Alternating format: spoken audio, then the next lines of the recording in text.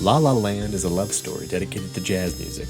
Ryan Gosling can't stand when people say they hate jazz. He's kind of whiny about it, actually.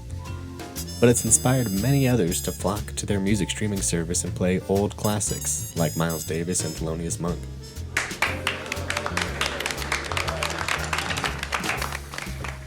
And it's dying. It's dying, man. It's dying on the vine. And the world says, let it die. It had its time. Well, not on my watch. There's a lot of passion about this topic in the movie. But here's my hot take. Jazz isn't dying, it's just changing. For some reason, people can only think of jazz as what it originally sounded like.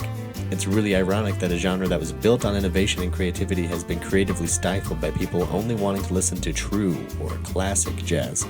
Imagine some old dude hearing rock songs today by bands like the Foo Fighters or Imagine Dragons and saying, "That's not real rock and roll music."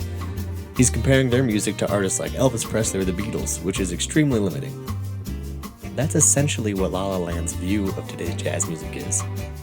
Don't get me wrong, the movie is beautiful in a lot of ways that outweighs the whininess of it all. It's just its perception of jazz that grinds my gears. The truth is, there's a lot of jazz out there that sounds nothing like it did in the 40s or the 50s, but it's still jazz, and it's good music. Bands like Ezra Collective or Bad Bad Not Good aren't afraid to use synths, vocal effects, or instruments that aren't trumpets or saxophones. Jazz fans just need to stop being so dramatic. Yes, classic jazz has fallen out of popularity, but that happens to like everything. So before you say jazz is dying or jazz is just elevator music, think for a second. Every genre evolves, and jazz is no exception.